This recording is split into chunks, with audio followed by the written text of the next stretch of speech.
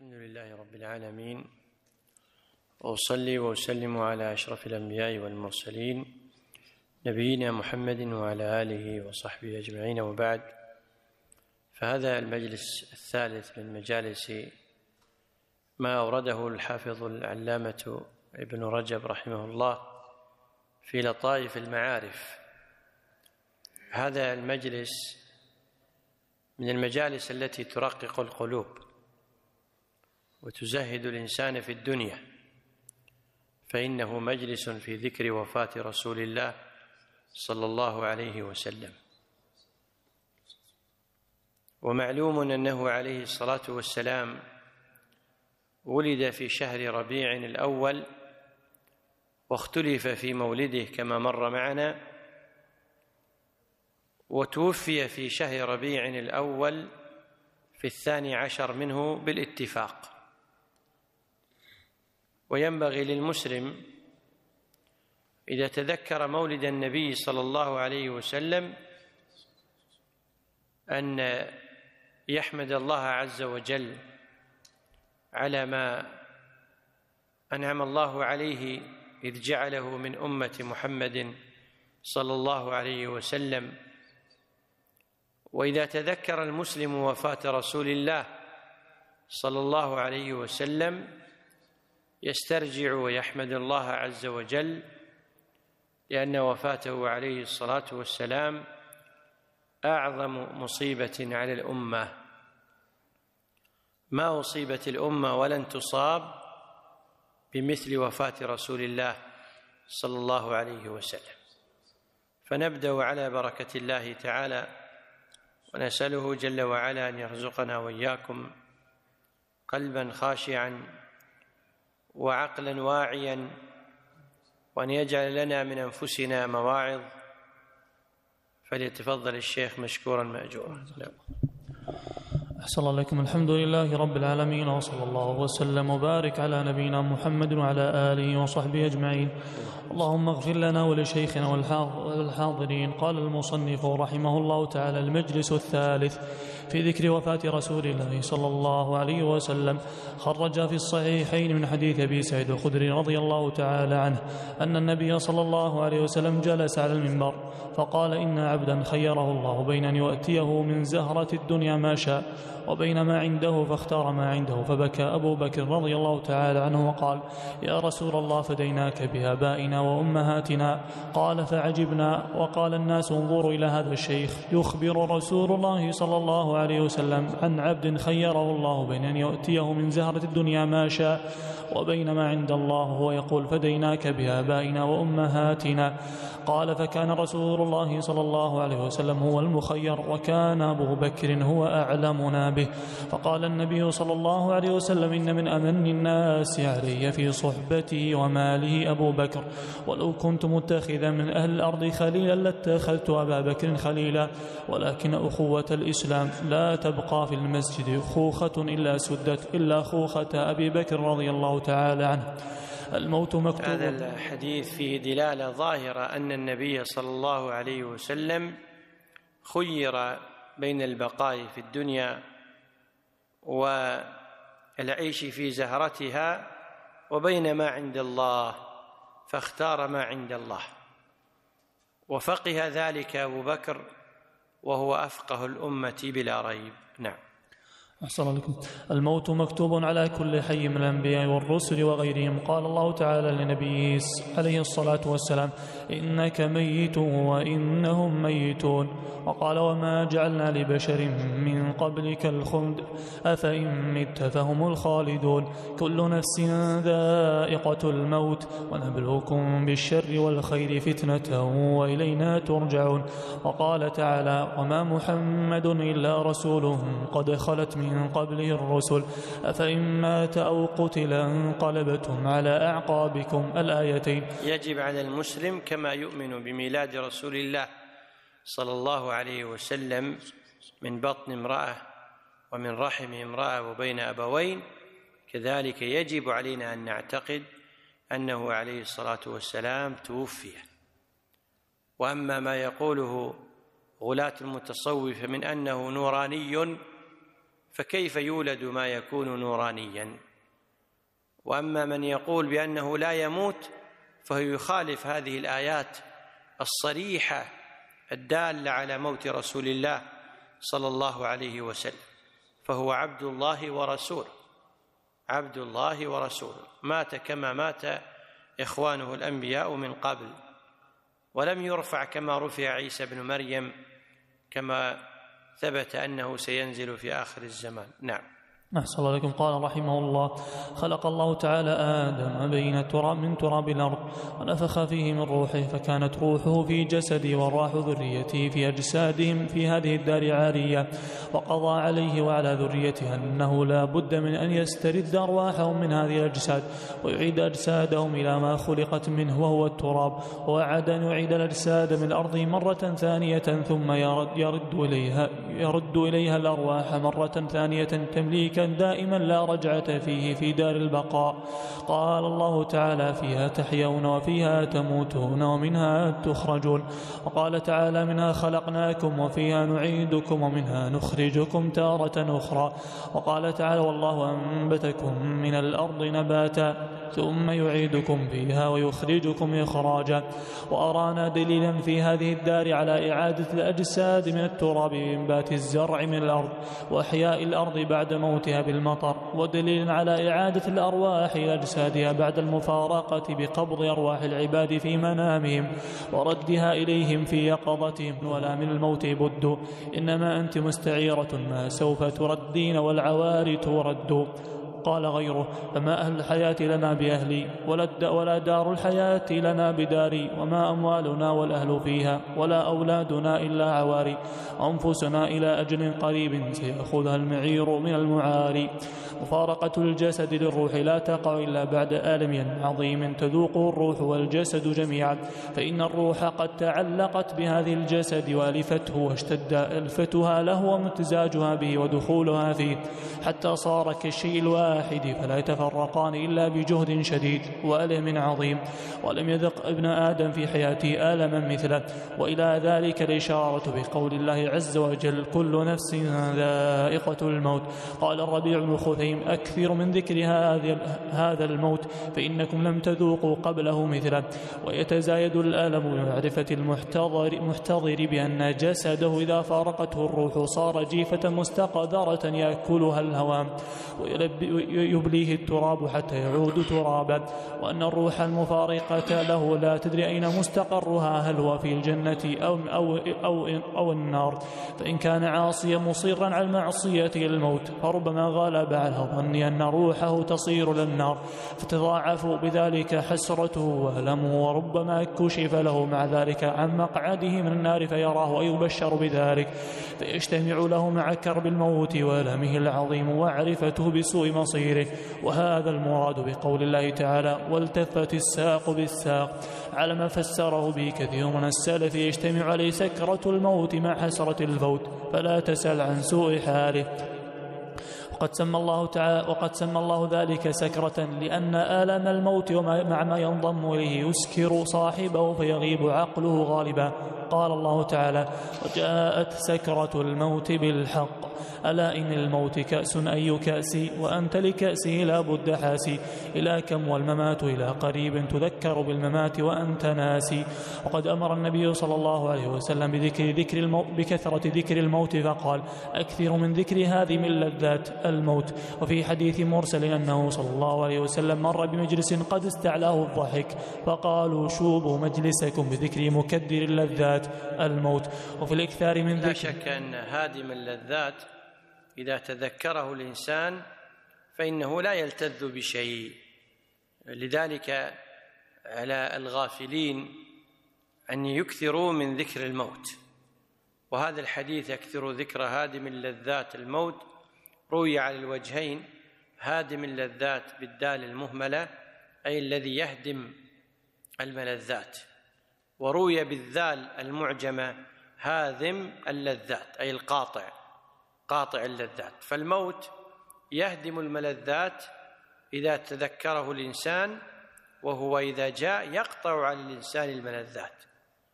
ولو لم يكن من الموت إلا سكرته فضلا عن حسرته، فضلا عن سوء المآل لمن لم يحسن في هذه الدنيا، لكان ذاك كافيا ودليلا ظاهرا على أن الموت شديد، ولكن الله ييسره على من يشاء. نسأل الله لنا ولكم حسن الختام. نعم. أحسن الله إليكم. قال رحمه الله تعالى: وفي الإكثار من ذكر الموت فوائد، منها أنه يحث على استعداد له قبل نزوله، ويقصر الآمال، ويرضي بالقليل من الرزق، ويزهد في الدنيا ويرغب في الآخرة، ويهون مصائب الدنيا، ويمنع من الأشر والبطر والتوسع في لذات الدنيا. وفي حديث أبي ذر المرفوع الذي خرجه ابن حبان في صحيحه وغيره: إن صحف موسى عليه السلام كانت عبرا فيها: عجبت لمن أيقن بالموت كيف يفرح، عجبت لمن أيقن بالنار كيف يضحك، عجبت لمن أيقن بالقدر كيف ينصب، عجبت لمن رأى الدنيا وسرعة تقلبها بأهلها كيف يطمئن إليها. وقد روي أن الكنز الذي كان للغلامين كان لوحا من ذهب مكتوب فيه هذا أيضا. قال الحسن رحمه الله: إن هذا الموت قد أفسد على أهل النعيم نعيمهم، فالتمسوا عيشا لا موت فيه. وقال: فضح الموت الدنيا فلم يدع لذي لب بها فرحا. وقال غيره: ذهب ذكر الموت بلذاذة كل عيش وسرور كل نعيم ثم بكى. وقال: واهل لدار لا موت فيها، اذكر الموت هادم اللذات وتهيأ لمصرع سوف ياتي. وقال غيره: يا غافل القلب عن ذكر المنيات، عما قل ستلقى بين أمواتي، فاذكر محلك من قبل الحلول به، وتب إلى الله من لهو ولذات. إن الحمام له وقت إلى أجل، فاذكر مصاب أيام وساعات. لا تطمئن إلى الدنيا وزينتها، قد آن الموت يا ذا اللب أن ياتي. قال بعض السلف: شيئان قطع عني لذاذة الدنيا، ذكر الموت والوقوف بين يدي الله عز وجل. وكيف يلذ العيش من كان موقنا بأن المنايا بغتة ستعاجله، وكيف يلذ العيش من كان موقنا بأن إله الخلق لا بد سائله. قال أبو الدرداء: كفى بالموت واعظا، وكفى بالدهر مفرقا، اليوم في الدور وغدا في القبور. اذكر الموت وداوم فكره، إن في الموت لذي اللب عبر. وكفى بالموت فاعلم واعظا، لمن الموت عليه قد قدر. اذكر الموت وداوم فكره، إن في الموت لذي اللب عبر. وكفى بالموت فاعلم واعظا، لمن الموت عليه قد قدر. غفلة الإنسان عن الموت مع أنه لا بد له منه من العجب، والموجب لها طول الأمل. كلنا في غفلة والموت يغدو ويروح، ليبني الدنيا من الموت غبوق وصبوح. سيصير المرء يوما جسدا ما فيه روح، بين عيني كل حي عالم الموت يلوح. نح على نفسك يا مسكين إن كنت تنوح، لا تموتن ولو عمرت ما عمر نوح. لما كان الموت مكروها بالطبع لما فيه من الشدة والمشقة العظيمة، لم يمت نبي من الأنبياء حتى يخير، ولذلك وقع التردد فيه في حق المؤمن، كما في حديث أبي هريرة رضي الله تعالى عنه عن النبي صلى الله عليه وسلم: يقول الله عز وجل: ما ترددت عن شيء أنا فاعله ترددي عن قبض نفس عبد المؤمن، يكره الموت وأكره مساءته، ولا بد له منه. قال ابن أبي مليكة: يعني هذا الحديث فيه دلالة على أن الموت مساءة، ولهذا قال النبي صلى الله عليه وسلم: قال الله عز وجل: يكره الموت وأكره مساءته. فالموت مساءة لأن فيه ما يرى الإنسان السوء، وهو الشدة والصعب والضنك. نعم. أحسن الله إليكم. قال رحمه الله تعالى: قال ابن أم مليكة: لما قبض إبراهيم قال الله عز وجل: كيف وجدت الموت؟ قال: يا رب كأن نفسي تنزع بالسلا. فقال: هذا وقد هونا عليك الموت. قال أبو إسحاق: قيل لموسى: كيف وجدت طعم الموت؟ قال: وجدته كسفود أدخل في صوف فاجتذب. قال: هذا وقد هونا عليك الموت. ويروى عن أن عيسى عليه السلام كان يذكر السفود المقصود به هو السيخ الذي يشوى به الطعام. السيخ إذا سيما إذا كان معقوفا، إذا أدخل في الصوف فإنه يتعلق به أشياء كثيرة من الصوف، فإذا جذبه يخرج معه شيء كثير ويجد صعوبة في إخراجه. فموسى عليه السلام يروى عنه أنه قال: وجدته كسفود، أي كحديدة الشواء. أدخل في صوف فاجتذب. هذا وقد هونا عليك الموت، سبحان الله. نعم. أحسن الله لكم. قال رحمه الله تعالى: ويروى أن عيسى عليه السلام كان إذا ذكر الموت يقطر جلده دما، وكان يقول للحواريين: ادعوا الله أن يخفف عني الموت، فلقد خفت الموت خوفا أوقعني مخافة الموت على الموت. كيف يطمع في البقاء وما من الأنبياء إلا مات؟ أم كيف يأمن هجوم المنايا ولم يسلم الأصفياء والأحباء؟ هيهات هيهات. طبعا كل الأنبياء قد ماتوا إلا عيسى عليه السلام، فإن الله رفعه: إني متوفيك ورافعك إليه. ومعنى متوفيك يعني قابضك روحا وبدنا، فهو لم يمت بعد، وسيموت إذا نزل في آخر الزمان. وما من إنسان إلا ويموت، وما من جان إلا ويموت. نعم. أحسن الله لكم. قال رحمه الله: قد مات كل نبي ومات كل نبي، ومات كل شريف وعاقل وسفيه، لا يحشنك طريق كل الخلائق فيه. أول ما أعلم النبي صلى الله عليه وسلم من قضاء عمره باقتراب أجله بنزول سورة إذا جاء نصر الله والفتح. فإن المراد من هذه السورة أنك يا محمد إذا فتح الله عليك البلاد ودخل الناس في دينك الذي دعوتهم إليه أفواجا قد اقترب أجلك، فتهيأ لقائنا بالتحميد والاستغفار، فإنه قد حصل منك مقصود ما أمرت به من أداء الرسالة والتبليغ، وما عندنا لك خير من هذه الدنيا، فاستعد للنقلة إلينا. قال ابن عباس رضي الله تعالى عنه: لما نزلت هذه السورة نعيت لرسول الله صلى الله عليه وسلم نفسه، فأخذ في أشد ما كان اجتهادا في أمر الآخرة. وروي في حديث أنه تعبد حتى صار كالشن البالي، وكان يعرض القرآن كل عام على جبريل مرة، فعرضه ذلك العام مرتين. وكان يعتكف العشر الأواخر من رمضان كل عام، فاعتكف في ذلك العام 20 وأكثر من الذكر والاستغفار. قالت أم سلمة رضي الله تعالى عنه: كان رسول الله صلى الله عليه وسلم في آخر أمره لا يقوم ولا يقعد ولا يذهب ولا يجيء إلا قال: سبحان الله وبحمده. فذكرت ذلك له فقال: إني أمرت بذلك، وتلا هذه السورة. وقالت عائشة رضي الله تعالى عنها: كان رسول الله صلى الله عليه وسلم يكثر أن يقول قبل موته: سبحان الله وبحمده، أستغفر الله وأتوب إليه. فقلت له: إنك تدعو بدعاء لم تكن تدعو به من قبل. قال: إن ربي أخبرني أني سارى على منع في أمتي، وأني إذا رأيت أن أسبح بحمدي واستغفر وقد رأيت. ثم تلا هذه السورة: إذا كان سيد المحسنين يؤمر بأن يختم أعماله بالحسنى، فكيف يكون حال المذنب المسيء المتلوث بالذنوب المحتاج إلى التطهير؟ ولم ينذره باقتراب أجله وحي، أنذره الشيب وسلب أقرانه الموت. كفى مؤذنا باقتراب الأجل، شباب تولى وشيب نزل. وموت اللذات هل بعده بقاء يؤمله من عقل. إذا ارتحلت قرناء الفتى على حكم ريب المنون ارتحل. عندنا وموت الأقران، هذا أقرب للمعنى. كفى مؤذنا باقتراب الأجل، شباب تولى وشيب نزل. وموت الأقران وهل بعده بقاء يؤمله من عقل. إذا ارتحلت قرناء الفتى على حكم ريب المنون ارتحل. أحسن لكم. قال رحمه الله: قال وهيب بن الورد: إن الله ملكا ينادي في السماء كل يوم وليلة: أبناء 50 زرع دنا حصاده، أبناء 60 هلموا يا الحساب، أبناء 70 ماذا قدمتم ماذا أخرتم، أبناء 80 لا عذر لكم. وعن وهب قال: ينادي مناد: أبناء 60 عدوا أنفسكم في الموتى.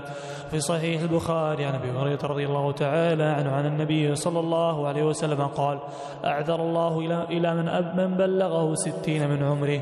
وفي حديث آخر: إذا كان يوم القيامة ينودي: يا أين أبناء 60؟ وهو العمر الذي قال الله تعالى فيه: أولم نعمركم ما يتذكر فيه من تذكر. وفي الترمذي عنه صلى الله عليه وسلم قال: أعمار أمتي ما بين 60 إلى 70 وأقل من يجوز ذلك.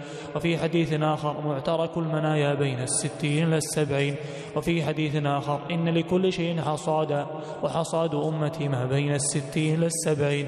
وفي هذا المعترك قبض النبي صلى الله عليه وسلم. قال سفيان الثوري رحمه الله: من بلغ سن رسول الله صلى الله عليه وسلم فليتخذ لنفسه كفنا، وإن امرأ قد سار 60 حجة إلى منهل من ورده لقريب. قال الفضيل للرجل: كم أتى عليك؟ قال 60 سنة. قال له: أنت منذ 60 سنة تسير لربك، يوشك أن تبلغ. فقال الرجل: إنا لله وإنا إليه راجعون. قال فضيل: من علم أن لله عبدا أنه لله. فقال فضيل: من علم أنه لله عبد وأنه إليه راجع فليعلم أنه موقوف وأنه مسؤول، فليعد المسألة جوابا. فقاله الرجل: فما الحيلة؟ قال: يسيرة. قال: وما هي؟ قال: تحسن فيما بقي يغفر لك ما مضى، فإنك إن أسأت فيما بقي أخذت بما مضى وما بقي. خذ في جد فقد تولى العمر، كم ذا التفريط فقد تدان الأمر. أقبل فعسى يقبل منك العذر، كم تبني كم تنقض كم ذا الغدر. وما زال صلى الله عليه وسلم يعرض باقتراب أجله في آخر عمره، فإنه لما خاطب في حجة الوداع قال للناس: خذوا عني مناسككم فلعلي لا ألقاكم بعد عامي هذا. وطفق يودع الناس فقالوا: هذه حجة الوداع. فلما رجع من حجته المدينة جمع الناس بماء يدعى خما في طريقه بين مكة والمدينة، فخطبهم وقال: أيها الناس، إنما أنا بشر، يوشك أن يأتيني رسول ربي فأجيب. ثم حض على التمسك بكتاب الله ووصى بأهل بيته. ثم إنه لما بدأ به مرض الموت خير بين لقاء الله عز وجل بين زهرة الدنيا وبقاء فيها ما شاء الله، فاختار لقاء الله وخطب الناس وأشار لهم بذلك إشارة من غير تصريح. وكان ابتداء مرضي في آخر شهر صفر، وكان مدة مرضي 13 يوما في المشهور، وقيل 14 يوما، وقيل 12 يوما، وقيل 10 أيام، وهو غريب. وكان خطبته التي خاطب بها في حديث أبي سعيد هذا الذي نتكلم عليه ها هنا في ابتداء مرضه في المسند وصحيح ابن حبان عن أبي سعيد الخدري رضي الله تعالى عنه قال: خرج إلينا رسول الله صلى الله عليه وسلم في مرضه الذي مات فيه ومعصوب الرأس، فقام على المنبر فقال: إن عبدا عرضت عليه الدنيا وزينتها فاختار الآخرة. قال: فلم يفطن له أحد من القوم إلا أبو بكر، فقال: بأبي وأمي، بل نفديك بأموالنا وأنفسنا وأولادنا. ثم هبط عن المنبر فما روي عليه حتى الساعة. وفي المسند عن أبي المهيبة أن النبي صلى الله عليه وسلم خرج ليتن البقيع فاستغفر لها البقيع وقال: يهنكم ما أصبحتم فيه ما أصبح فيه الناس. أقبلت الفتن قطعا كالليل المظلم يتبع بعضها بعضا، يتبع آخرها أولها، الآخرة أشر من الأولى. ثم قال: يا أبو مهيبة، إني قد أعطيت خزائن الدنيا والخلد ثم الجنة، فخيرت بين ذلك وبين لقاء ربي، فاخترت لقاء ربي والجنة. ثم انصرف فابتدأ وجعه الذي قبضه الله فيه لما قويت معرفة الرسول صلى الله عليه وسلم بربه، ازداد حبا له وشوقا إلى لقائه. فلما خير بين البقاء في الدنيا وبين لقاء ربه اختار لقاءه على خزائن الدنيا والبقاء فيها. سئل الشبلي: هل يقنع المحب بشيء من حبيبه حتى دون مشاهدته؟ فأنشد: والله لو أنك توجتني بتاج كسرى ملك المشرق، ولو بأموال الوراء جدت لي بأموال من بعد ومن قد بقي. قلت لي لا نلتقي ساعة، اخترت يا مولاي أن نلتقي. الشبلي معروف بالزهد والورع، وإليه ينتسب كثير من المتصوفة ويتقولون عليه. نعم. أحسن الله لكم. لما عرض الرسول صلى الله عليه وسلم على المنبر باختيار اللقاء على البقاء ولم يصرح، خفي المعنى على كثير ممن سمع، ولم يفهم المقصود غير صاحب الخصيص به ثاني اثنين إذ هما في الغار، وكان أعلم الأمة بمقاصد رسول الله صلى الله عليه وسلم. فلما فهم المقصود من هذه الإشارة بكى وقال: بل نفديك بأموالنا وأنفسنا وأولادنا. فسكن الرسول صلى الله عليه وسلم جزعه وأخذ في مدحه والثناء عليه على المنبر ليعلم الناس كلهم فضله، فلم يقع عليه اختلاف في خلافته. فقال: إن من أمن الناس علي في صحبتي ومالي أبو بكر. وفي رواية أخرى أنه قال: ما لأحد عندنا يد إلا وقد كافأناه ما خلا أبا بكر، فإن له عندنا يدا يكافئه الله يوم القيامة، وما نفعني مال أحد قط إلا ما نفعني مال أبي بكر. خرجه الترمذي. ثم قال رسول الله صلى الله عليه وسلم: لو كنت متخذا من أهل الأرض خليلا لاتخذت أبا بكر خليلا، ولكن أخوة الإسلام. ولما كان الرسول صلى الله عليه وسلم خليل الله لم يصلح له أن يخالل مخلوقا، فإن الخليل ممن جرت محبة خليله منه مجرى الروح، ولا يصلح هذا لبشر، كما قيل: قد تخللت مسلك الروح مني، وبذا سمي الخليل خليلا. ولهذا المعنى قيل إن إبراهيم الخليل هو الذي لا يتسع حبه لحب شيء آخر، فإبراهيم خليل الله لأن محبته كانت خالصة لله، وأصبح كل محبوب سواه لا يشارك الله في قلب إبراهيم. وهكذا نبينا صلى الله عليه وسلم هو خليل الله، حتى حبه للصديق حب وليس خلا. نعم. أحسن الله لكم. قال رحمه الله تعالى: ولهذا المعنى قيل إن إبراهيم الخليل عليه السلام أمر بذبح ولده، ولم يكن المقصود إراقة دم الولد، بل تفريغ محل الخلة لمن لا يصلح أن يزاحمه فيها أحد. أروح وقد ختمت على فؤادي بحبك أن يحل به سواك، فلو أني استطعت غضضت طرفي فلم أنظر به حتى أراك. ثم قال صلى الله عليه وسلم: لا يبقين خوخة الخوخة هي الباب الصغير الذي يكون بين الجيران وبين البيوتات، يعني إذا أراد الإنسان يدخل ويخرج ينزل رأسه ليدخل ويخرج. نعم. أحسن الله لكم. قال رحمه الله: ثم قال صلى الله عليه وسلم: لا يبقين خوخة في المسجد إلا سدت إلا خوخة أبي بكر. وفي رواية: سد هذه الأبواب المشارعة في المسجد إلا باب أبي بكر. وفي هذا إشارة إلى أن أبا بكر هو الإمام بعده، فإن الإمام يحتاج إلى سكن المسجد والاستطراق فيه بخلاف غيره، وذلك من مصالح المسلمين المصلين في المسجد. ثم أكد هذا المعنى بأمره صريحا أن يصلي بالناس أبو بكر، فرجع في ذلك فغضب وقال: مروا أبا بكر يصلي بالناس، فولاه إمامة الصلاة دون غيره، وأبقى استطراقه من داره إلى مكان الصلاة، وسد استطراق غيره. وفي هذا إشارة واضحة إلى استخلافه على الأمة دون غيره. ولهذا قالت الصحابة رضي الله تعالى عنه عند بيعة أبي بكر رضي الله تعالى عنه: رضيه رسول الله صلى الله عليه وسلم لديننا، أفلا نرضاه لدنيانا. ولما قال أبو بكر رضي الله تعالى عنه: قد أقلتكم بيعتي، قال علي رضي الله تعالى عنه: لا نقيلك ولا نستقيلك، قدمك رسول الله صلى الله عليه وسلم، فمن ذا يؤخرك. لما انطوى بساط النبوة من الأرض بوفاة رسول الله صلى الله عليه وسلم لم يبقى على وجه الأرض أكمل من درجة الصديقية، وأبو بكر رأس الصديقين، فلهذا استحق خلافة الرسول صلى الله عليه وسلم والقيام بمقامه. وكان النبي صلى الله عليه وسلم قد عزم على أن يكتب لأبي بكر رضي الله تعالى عنه الكتابة لئلا يختلف عليه، ثم أعرض عن ذلك لعلمه أنه لا يقع غيره، وقال: يأبى الله والمؤمنون إلا أبا بكر. وربما كان ترك ذلك لئلا يتوهم متوهم أن نصه على خلافته كانت مكافأة ليده التي كانت له. والولايات كلها لا يقصد بها مصلحة المولي بل مصلحة المسلمين عامة. وكان أول ما ابتدأ به رسول الله صلى الله عليه وسلم مرضه وجع رأسه، ولهذا خطب وقد عصب رأسه بعصابة دسماء.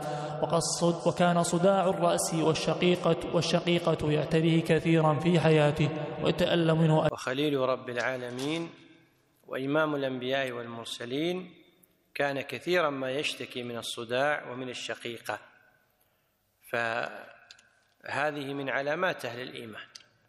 ولهذا الذي لا يشتكي الصداع لا يفرح، يحزن. النبي صلى الله عليه وسلم لما ابتدأ المرض عليه أول شيء عصب رأسه بعصابة دسماء.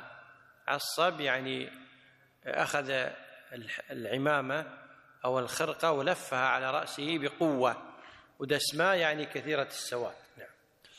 أحسن الله إليكم. قال رحمه الله تعالى: وقد روي عن النبي صلى الله عليه وسلم أنه وصف أهل النار فقال: هم الذين لا يألمون رؤوسهم. ودخل عليه أعرابي فقال له: يا أعرابي، هل أخذك هذا الصداع؟ فقال: وما الصداع؟ قال: عروق تضرب على الإنسان في رأسه. فقال: ما وجدت هذا. فلما ولى الأعرابي قال النبي صلى الله عليه وسلم: من أحب أن ينظر إلى رجل من النار فلينظر إلى هذا. خرجه الإمام أحمد والنسائي. وقال كعب: أجد في التوراة: لولا أن يحزن عبدي المؤمن لعصبت الكافر بعصابة من حديد لا يصدع أبدا. وفي المسند عن عائشة رضي الله تعالى عنها قالت: دخل علي رسول الله صلى الله عليه وسلم في اليوم الذي بدأ فيه فقلت: ورأسه. فقال: وددت أن ذلك كان وأنا حي، هيأتك ودفنتك. فقلت: غيري. أحسن لكم. يعني قلت هذه المقالة وأنا غيورة، فقلت غيرة للمؤنث. نعم. أحسن لكم. فقلت: غيرا، كأني بك في ذلك اليوم عروسا ببعض نسائك. فقال: أنا ورأسه: ادعوا إلي أباك وأخاك حتى أكتب لأبي بكر كتابا، فإني أخاف أن يقول قائل: وتمنى متمن ويأبى الله والمؤمنون إلا أبا بكر.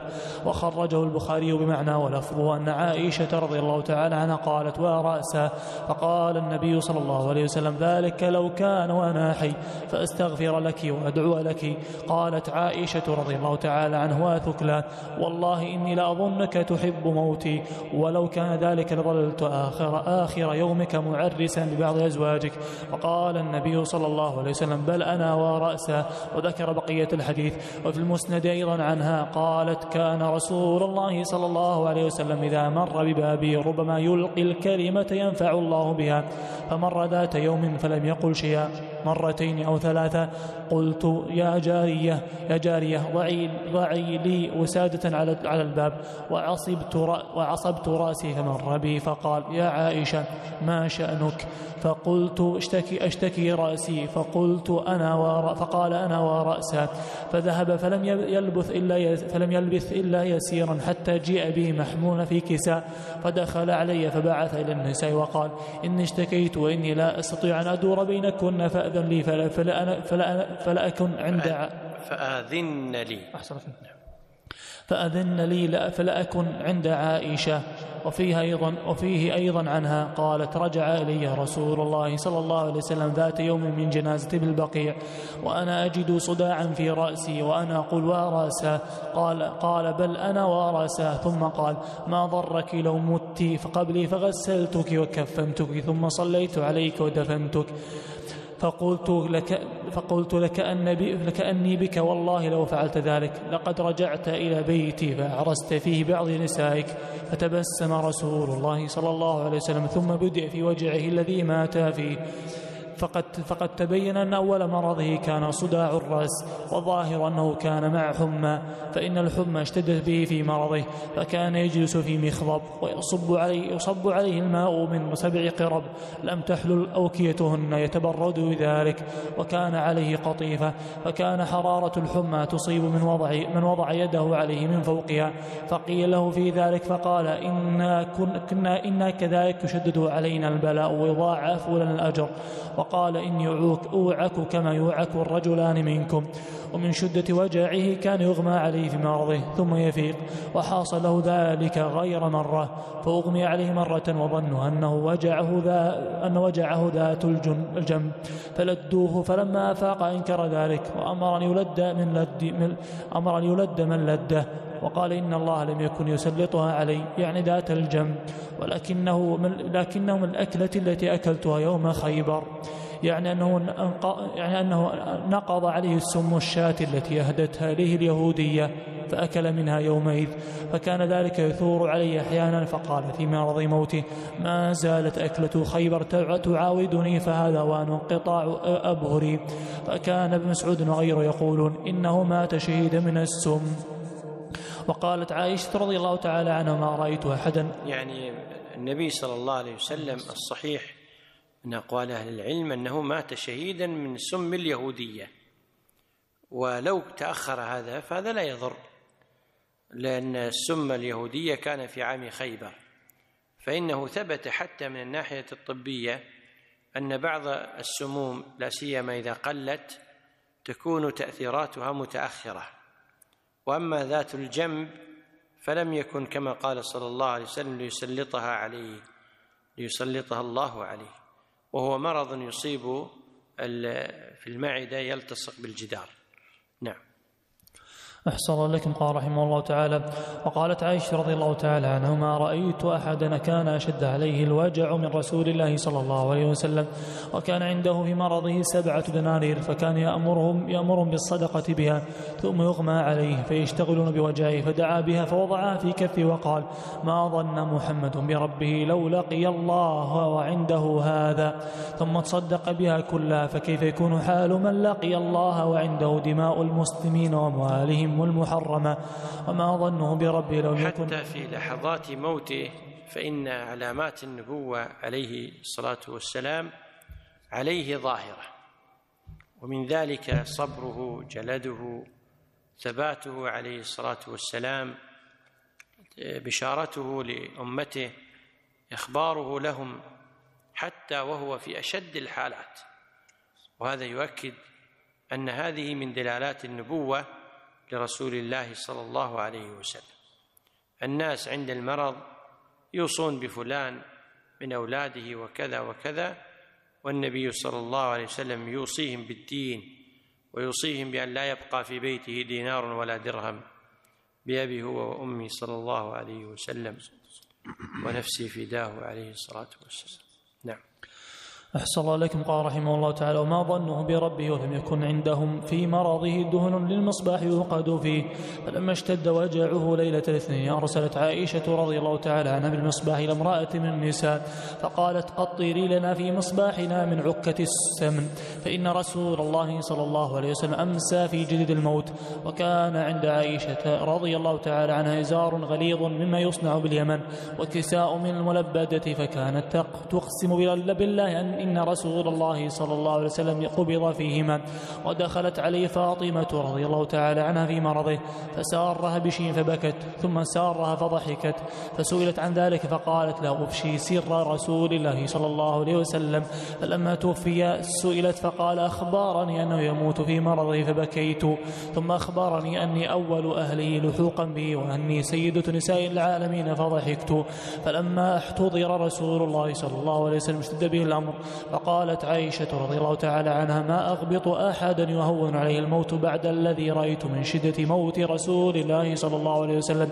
قالت: وكان عنده قدح من ماء فيدخل يده في القدح ثم يمسح وجهه بالماء ويقول: اللهم أعني على سكرات الموت. قالت: وجعل يقول: لا إله إلا الله إن الموت لسكرات. وفي حديث مرسل أنه قال: اللهم إنك تأخذ الروح بين العصب والقصب والأنامل، اللهم فاعني على الموت وهونه علي. ولما ثقل النبي صلى الله عليه وسلم جعل تغشاه الكرب.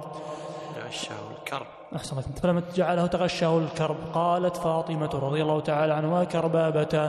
فقال لها: لا كرب على أبيك بعد اليوم. وفي حديث خرج ابن ماجه أنه صلى الله عليه وسلم قال لفاطمة رضي الله تعالى عنها: إنه قد حضر من أبيك ما ليس الله بتارك منه أحدا، الموافاة يوم القيامة. يقول لها: إنه قد حضر من أبيك ما ليس الله بتارك منه أحد، وهو الموت. ثم يقول لها: الموافاة يوم القيامة، يعني اللقاء يوم القيامة. نعم. أحسن الله لكم. قال رحمه الله: ولم يقبض النبي صلى الله عليه وسلم حتى خير مرة أخرى بين الدنيا والآخرة. قالت عائشة رضي الله تعالى عنها: كان النبي صلى الله عليه وسلم يقول: إنه لم يقبض نبي حتى يرى مقعده من الجنة ثم يخير. فلما نزل به ورأسه على فخذه غشي عليه ساعة ثم أفاق، فأشخص بصره إلى سقف البيت ثم قال: اللهم الرفيق الأعلى. فقلت: الآن لا يختارنا، وعلمت أنه الحديث الذي كان يحدثناه وهو صحيح، فكانت تلك آخر كلمة تكلم بها. وفي رواية أنه قال: اللهم اغفر لي وارحمني وألحقني بالرفيق الأعلى. وفي رواية أنه أصابه بحة شديدة فسمعت يقول: مع الذين أنعم الله عليهم من النبيين والصديقين والشهداء والصالحين وحسن أولئك رفيقا.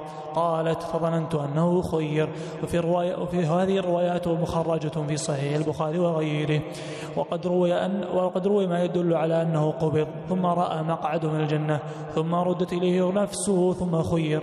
في المسند عن عائشة رضي الله تعالى عنها قالت: كان رسول الله صلى الله عليه وسلم يقول: ما من نبي إلا تقبض نفسه ثم يرى الثواب ثم ترد إليه فيخير بين أن ترد إليه أو أن يلحق. فكنت قد حفظت ذلك منه، فإني لمسندته إلى صدري فنظرت إليه حتى مالت عنقه فقلت: قد قضى. قالت: فعرفت الذي قال فنظرت إليه حتى ارتفع ونظر فقلت: إذن والله لا يختارنا. فقال: مع الرفيق الأعلى في الجنة مع الذين أنعم الله عليهم من النبيين والصديقين والشهداء والصالحين إلى آخر الآية. هذا الحديث إن صح لأنه ضعيف سندا فإن المقصود بالقبض الأول الغشيان، المقصود بالقبض الأول الغشيان، فإن الله لا يجمع على نبيه موتتين كما قال الصديق رضي الله عنه. نعم. أحسن الله لكم. قال رحمه الله في صحيح ابن حبان عنها قالت: أغمي على رسول الله صلى الله عليه وسلم ورأسه في حجري فجعلت أمسحه في حجري لا حجري. الحجر المكان، وأما الحجر هو ما بين الكتفين من الصدر. أغمي على رسول الله صلى الله عليه وسلم ورأسه على حجري فجعلت أمسح وأدعو له بالشفاء. فلما أفاق قال: لا بل أسأل الله الرفيق الأعلى مع جبريل وميكائيل وإسرافيل. وفيه المسند عنها أنها كانت ترقيه في مرضه الذي مات فيه فقال: ارفع يدك فإنها كانت تنفعني في المدة. قال الحسن: لما كرهت الأنبياء الموت هون الله ذلك عليهم بلقاء الله عز وجل وبكل ما أحبوا من تحفة أو كرامة، حتى إن نفس أحد لتنزع من بين جنبيه وهو يحب ذلك لما قد مثل له. في المسند عن عائشة رضي الله تعالى عنها أن النبي صلى الله عليه وسلم قال: إنه ليهون علي الموت إني رأيت بياض كف عائشة في الجنة. وخرجه ابن سعد وغيره مرسل أنه صلى الله عليه وسلم قال: لقد رأيتها في الجنة ليهون ذلك علي موتي كأني أرى كفيها، يعني عائشة. كان النبي صلى الله عليه وسلم يحب عائشة رضي الله تعالى عنها حبا شديدا حتى لا يكاد يصبر عنها، فمثلت له بين يديه في الجنة ليهون عليه موته، فإن العيش إنما يطيب اجتماع الأحبة. وقد سأله رجل: أي الناس أحب إليك؟ أي النساء؟ أحسن عند الناس طيب. وقد سأل رجل: أي الناس أحب إليك؟ فقال: عائشة. فقال له: فمن الرجال؟ قال: أبوها. ولهذا قال لها في ابتداء مرضه لما قالت: ورأسه وددت أن ذلك كان وأنا حي فأصلي عليك وأدفنك، فعظم ذلك عليها وظنت أنه يحب فراقها، وإنما كان يريد تعجيلها بين يديه ليقرب اجتماعهما. وكانت عائشة رضي الله تعالى عنها مضغت له صلى الله عليه وسلم سواكا وطيبته بريقها ودفعته إليه فاستنى به أحسن استنان، ثم ذهب يتناوله فضعفت يده عنها فسقط من يده. فكانت عائشة تقول رضي الله تعالى عنها: جمع الله بين ريقي وريقي في آخر يوم من الدنيا وأول يوم من الآخرة. والحديث مخرج في الصحيحين وفي حديث خرجه العقيلي أنه صلى الله عليه وسلم قال لها في مرضه: ائتيني بسواك رطب ثم امضغيه ثم ائتيني به امضغه لكي يختلط بريقي بريقك لكي يهون به علي عند القاعدة أن ما تفرد به العقيلي فهو إما ضعيف أو موضوع، لأن العقيل لا ينفرد إلا بما لا يثبت. نعم. أحسن الله لكم. قال رحمه الله: قال جعفر محمد عن أبيه: لما بقي من أجل رسول الله صلى الله عليه وسلم 3 نزل عليه جبريل فقال: يا أحمد، إن الله قد أرسلني إليك إكراما لك وتفضيلا لك وخاصة لك، يسألك عما هو أعلم به منك، يقول لك: كيف تجدك؟ فقال: أجدني يا جبريل مغموما، وأجدني يا جبريل مكروبا. ثم أتاه في اليوم الثاني فقاله مثل ذلك، ثم أتاه في اليوم الثالث فقاله مثل ذلك، ثم استأذن فيه ملك الموت فقال جبريل: يا أحمد، هذا ملك الموت يستأذن عليك، ولم يستأذن على آدمي كان قبلك ولا يستأذن على آدمي بعدك. هذا لا يصح، لأن في الصحيحين أن ملك الموت جاء إلى موسى واستأذنه في حديث البخاري في فقع عينه، وأيضا الحديث الصحيح: ما من نبي إلا ويخير، وهذا يدل على أن هذا الحديث موضوع. لكن لا شك ولا ريب أن من الأدب أن ملك الموت يستأذن على سيد الخلائق صلوات ربي وسلامه عليه. نعم. أحسن الله لكم. قال رحمه الله تعالى: فقال جبريل: يا أحمد، هذا ملك الموت يستأذن عليك، ولم يستأذن على آدمي كان قبلك ولا يستأذن على آدمي بعدك. قال: أذن له. فدخل ملك الموت فوقف بين يديه فقال: يا رسول الله، يا أحمد، إن الله أرسلني إليك وأمرني أن أطيعك في كل ما تأمر. إن أمرتني أن أقبض نفسك قبضتها، وإن أمرتني أتركها تركتها. قال: وتفعل يا ملك الموت؟ قال: بذلك أمرت أن أطيعك في كل ما تأمرني به. فقال جبريل: يا أحمد، إن الله قد اشتاق إليك. قال: فامض يا ملك الموت لما أمرت به. فقال جبريل عليه السلام: السلام عليك يا رسول الله، هذا آخر موطئي من الأرض، إنما كنت حاجتي من الدنيا. وجاءت تعزية يسمع. يعني القول بأن الله اشتاق لك، هذه اللفظة لا تثبت في أي من الروايات الصحيحة، ولا تستخدم في حق الباري جل وعلا. نعم. أحسنكم. إنما كانت حاجتي من الدنيا، إنما كنت حاجتي من الدنيا. وجاءت التعزية يسمعون الصوت والحس ولا يرون الشخص. السلام عليكم يا أهل البيت ورحمة الله وبركاته، كل نفس ذائقة الموت، إنما توفون أجوركم يوم القيامة. إن في الله عزاء من كل مصيبة، وخلفا من كل هالك، ودركا من كل فائت، فبالله ثقوا وإياه فارجوا، وإنما المصاب إن حرم الثواب. والسلام عليكم ورحمة الله وبركاته. وكانت تصور الإنسان نفسه في هذه اللحظات ورسول الله صلى الله عليه وسلم في سكرات الموت يقبض روحه، كيف يكون حاله؟ نعم، لا شك أنه شديد الوقع، لا سيما على أصحابه وخلانه وزوجاته وآل بيته. نعم. أحسن لكم. قال رحمه الله تعالى: وكانت وفاته صلى الله عليه وسلم في يوم الاثنين من شهر ربيع الأول بغير خلاف، وكان قد كشف الستر الستر في ذلك اليوم، والناس في صلاة الصبح خلف أبي بكر. فهم المسلمون أن يفتتنوا من فرحهم برؤيته صلى الله عليه وسلم حين نظروا إلى وجهه كأنه ورقة مصحف، وظنوا أنه يخرج للصلاة، فأشار لهم: أم مكانكم، ثم أرخى الستر. وتوفي صلى الله عليه وسلم من ذلك اليوم. وظن المسلمون أنه صلى الله عليه وسلم قد برئ من مرضه لما أصبح يوم الاثنين مفيقا، فخرج أبو بكر إلى منزله بالسنح خارج المدينة. فلما ارتفع السنح أو السيح معنى متقارب. نعم، اسم منطقة. فلما ارتفع الضحى من ذلك اليوم توفي رسول الله صلى الله عليه وسلم. وقيل توفي حين زاغت الشمس، والأول أصح، توفي حين اشتد الضحى من يوم الاثنين في مثل الوقت الذي دخل فيه المدينة حين هاجر إليها. واختلفوا في تعيين ذلك اليوم من الشهر، فقيل كان أوله، وقيل ثاني عشره، وقيل 13، وقيل 15. والمشهور بين الناس أنه كان 12 ربيع الأول. هذا هو الأشهر والأكثر عليه الاتفاق المؤرخون الذين يعني يهملون الأقوال الأخرى. نعم. أحسن الله إليكم. وقد رد ذلك السهيلي وغيره بأن وقفة حجة الوداع في السنة 10 كانت الجمعة، وكان أول ذي الحجة فيها الخميس، ومتى كان كذلك لم يصح أن يكون يوم الاثنين 12 ربيع الأول، سواء حسبت الشهور 3 وأعني ذا الحجة ومحرم وصفراء كلها كاملة أو ناقصة، أو بعضها كاملة وبعضها ناقصة.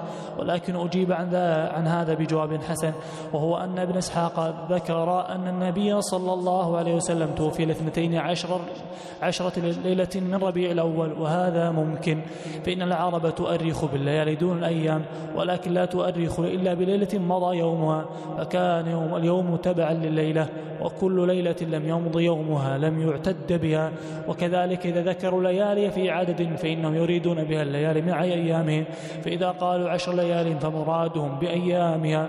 ومن هنا تتبين صحة قول الجمهور في أن عدة الوفاة 4 أشهر و10 ليال بأيامها، وأن اليوم 10 من جملة تمام العدة خلافا للأوزاعي. وكذلك قول الجمهور في أشهر الحج إنها شوال وذو القعدة و10 من ذي الحجة، وأن يوم النحر داخل فيها لهذا المعنى خلافا للشافعي. وحينئذ في يوم الاثنين الذي توفي فيه صلى الله عليه وسلم كان 13 الشهر، لكن لما لم يكن يومه قد مضى لم يؤرخ بليلته، إنما أرخوا بليلة الأحد ويومها وهو 12. فلذلك قال ابن إسحاق توفي 12 ليلة مضت من ربيع الأول، والله أعلم. واختلفوا في وقت دفنه، فقيل دفن من ساعته وفيه بعد، وقيل من ليلة الثلاثاء، وقيل يوم الثلاثاء، وقيل ليلة الأربعاء. ولما توفي رسول الله صلى الله عليه وسلم اضطرب المسلمون. لا صح أنه دفن يوم الثلاثاء بعد صلاة العصر عشيا. يوم الثلاثاء بعد صلاة العصر بدأ الناس يصلون عليه جماعات، الله أعلم متى فرغوا، هل قبل المغرب أو بعد المغرب أو بعد العشاء، لكن بدأ يصلون عليه بعد صلاة العصر من يوم الثلاثاء. نعم. أحسن الله لكم. ولما توفي صلى الله عليه وسلم اضطرب المسلمون، فمنهم من دهش فخلط، ومنهم من أقعد فلم يطق القيام، ومنهم من اعتقل لسانه فلم يطق الكلام، ومنهم من أنكر موتته بالكلية وقال إنما بعث إليه كما بعث إلى موسى. وكان من هؤلاء عمر رضي الله تعالى عنه، بلغ الخبر أبا بكر فأقبل مسرعا حتى دخل بيت عائشة رضي الله تعالى عنها ورسول الله صلى الله عليه وسلم مسجى، فكشف عن وجه الثوب وأكب عليه وقبل وجهه مرارا وهو يبكي وهو يقول ونبيه وخليله وصفيه، وقال إنا لله وإنا إليه راجعون. مات والله رسول الله صلى الله عليه وسلم، وقال والله لا يجمع الله عليك موتتين، أما الموتة التي كتبت عليك فقد متها. ثم دخل المسجد وعمر يكلم الناس وهم مجتمعون عليه، فتكلم أبو بكر رضي الله تعالى عنه وتشهد وحمد الله، فأقبل الناس إليه وتركوا عمر، فقال من كان يعبد محمدا فإن محمدا قد مات، ومن كان يعبد الله فإن الله حي لا يموت، وتلا وما محمد إلا رسول قد خلت من قبله الرسل، أفإن مات أو قتل انقلبتم على أعقابكم. فاستيقن الناس كلهم بموته وكأنهم لم يسمعوا هذه الآية من قبل أن يتلوها أبو بكر، فتلقاها الناس منه فما يسمع أحد إلا يتلوها. وقالت فاطمة رضي الله تعالى عنها يا أبتاه أجاب ربا دعاه، يا أبتاه جنة الفردوس مواه، يا أبتاه إلى جبريل ننعاه، يا أبتاه إلى جبريل أنعاه، يا أبتاه من ربه ما أدناه. وعاشت بعده 6 أشهر، فما ضحكت في تلك المدة وحق لها ذلك على مثل ليلى يقتل المرء نفسه وإن كان من ليلى على الهجر طاوية.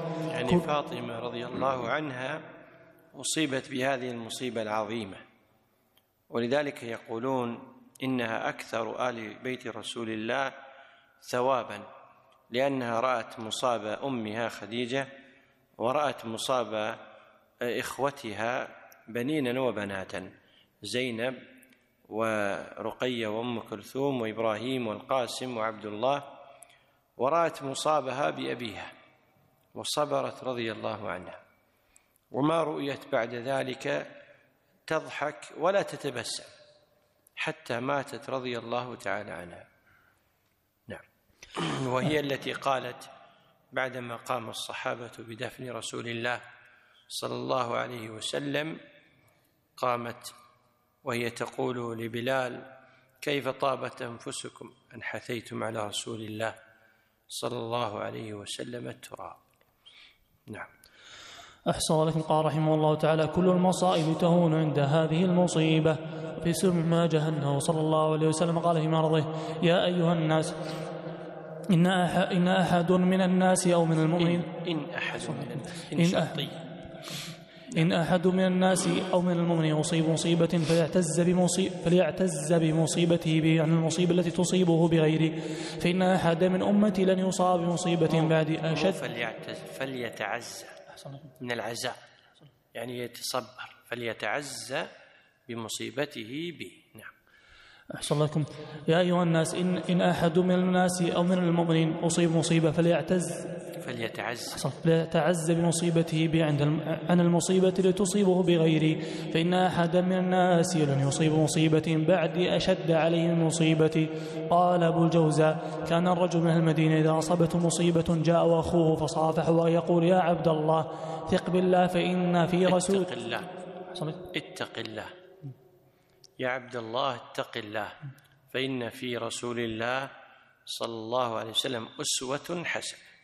لذلك الإنسان الذي يصاب بمصيبة مباشرة عليه أن يتذكر مصابه برسول الله صلى الله عليه وسلم فتهون عليه المصيبة. نعم. أحسن الله لكم. ويقول: يا عبد الله اتق الله فإن في رسول الله صلى الله عليه وسلم أسوة حسنة. اصبر لكل مصيبة وتجلدي، واعلم بأن المرء غير مخلد، واصبر كما صبر الكرام فإنها نوب تنوب اليوم وتكشف من في غد. وإذا أتتك مصيبة تشجى بها فاذكر مصابك بالنبي محمد ولغيره. ذكرت لما فرق الدهر بيننا فعزيت نفسي بالنبي محمد، وقلت لها إن المنايا سبيلنا، فمن لم يمت في يومه مات في غد. كانت الجمادات تتصدع من ألم مفارقة رسول الله صلى الله عليه وسلم، فكيف بقلوب المؤمنين. ولما فقده الجذع الذي كان يخطب عليه قبل اتخاذ المنبر حن إليه وصاح كما يصيح الصبي، فنزل عليه فاعتنقه فجعل يهدى كما يهدى الصبي كالذي يسكن عند بكائه، فقال: لو لم أعتنقه لحن إلى يوم القيامة. كان الحسن إذا حدث بهذا الحديث يبكى وقال: هذه خشبة تحن إلى رسول الله صلى الله عليه وسلم، فأنتم أحق أن تشتاقوا إليه. وروي أن بلالا كان يؤذن بعد وفاة رسول الله صلى الله عليه وسلم قبل دفنه، فإذا قال: أشهد أن محمد رسول الله ارتج المسجد بالبكاء والنحيب. فلما دفن ترك بلال الأذان.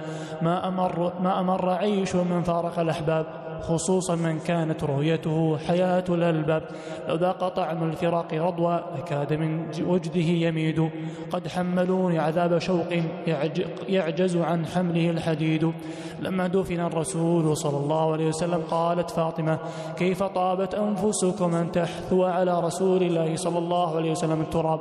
قال أنس رضي الله تعالى عنه: لما كان اليوم الذي دخل فيه رسول الله صلى الله عليه وسلم المدينة أضاء منها كل شيء، فلما كان اليوم الذي دفن فيه أظلم منها كل شيء. وما نفضنا أيدينا مع رسول الله صلى الله عليه وسلم وإنا لفي دفنه حتى أنكرنا قلوبنا. لأن رؤية النبي صلى الله عليه وسلم رؤية للآيات والبينات والدلالات، آيات الدين، فإن النبي صلى الله عليه وسلم في نفسه آية من آيات الله، ولذلك لما دخل أضاء منها كل شيء بتعليمه صلى الله عليه وسلم، بإرشاده، بتوجيهه. فلما كان اليوم الذي دفن فيه ذهب هذا كله فأظلم منها كل شيء. وليس المقصود كما يفهمه جهال المتصوفة أنه نور حقيقي يرى، وإنما المقصود هنا بالنور المعنى. نعم. أحسن لكم. لبيك رسول الله من كان باكيا. يبكي رسول الله من كان باكيا. نعم. ليبكي رسول الله من كان باكيا، فلا تنس قبرا بالمدينة ثاوية. جزى الله عنا كل خير محمدا، فقد كان مهديا وقد كان هاديا، وكان رسول الله روحا ورحمة ونورا وبرهانا من الله باديا. كان رسول الله روحا ورحمة. وكان رسول الله روحا ورحمة ونورا وبرهانا من الله باديا. وكان رسول الله بالخير آمرا، وكان عن الفحشاء والسوء ناهيا. وكان رسول الله بالقسط قائما، وكان لما استرعاه مولاه راعيا. وكان رسول الله يدعو إلى الهدى، فلبى رسول الله لبيه داعيا. أينسى أبر الناس من بالناس كلهم، وأكرمهم بيتا وشعبا واديا. أينسى رسول الله أكرم من مشى، وآثاره بالمسجدين كما هي. تكدر من بعد النبي محمد عليه السلام كل من كان صافيا. ركنا إلى الدنيا الدنية بعده، وكشفت الأطماع منا مساويا. وكم من منار كان أوضحوا لنا، ومن علم أمسى وأصبح عافيا. إذا المرء لم يلبس ثيابا من التقى، تقلب عريان وإن كان كاسيا. وخير خصال المرء طاعة ربه، ولا خير في من كان الله عاصيا. الإنسان المسلم عليه أن يتذكر وفاة رسول الله صلى الله عليه وسلم فيتعظ ولا يغتر بالدنيا. والأمر الثاني أن يعلم أن هذه الدنيا ليست بدار بقاء. والأمر الثالث أن يقتدي برسول الله صلى الله عليه وسلم حتى يدركه عليه الصلاة والسلام، لعله أن ينال صحبته ورفقته في دار كرامة الله عز وجل. والصحابة رضوان الله تعالى عليهم ما احتفلوا بالموالد ولا بكوا على ما يسمى بمناسبات الوفاة، ولذلك كانوا كما قال القائل عنهم: فرسانا بالنهار رهبانا بالليل. كانوا دعاة خير يمشون على وجه الأرض، ولم يكونوا أصحاب حزن ولا أصحاب فرح مطغ، كانوا أمة وسطة. لذلك هم رضوان الله عليهم ثبت الله بهم الدين بعد رسول الله صلى الله عليه وسلم. فأبو بكر وتحت لوائه عمر وعثمان وعلي قاتل المرتدين وثبت الله به الدين. وعمر رضي الله عنه وتحت لوائه عثمان وعلي كسر الله به بلاد كسرى وقصر الله به بلاد قيصر. وعثمان رضي الله تعالى عنه وتحت لوائه علي ووزيره فتح الله عز وجل عليه بلاد الصين حتى وصل الإسلام إلى كابل في خلافته، وإلى إفريقيا في غرب العالم، وجمع المصحف وصبر على الغوغاء. وعلي رضي الله عنه ثبت على السنة الغراء وقاتل الخوارج البغاء. فهم رضوان الله عليهم ثبت الله بهم الإسلام. وأما نحن فنسأل الله أن يجعلنا من لبنات البناء في هذا الدين العظيم، وأن لا يجعلنا من معاول الهدم. أما الذين يلطمون وينوحون ويبكون ويحزنون فهؤلاء يخالفون سنة النبي الكريم صلى الله عليه وسلم وهديه.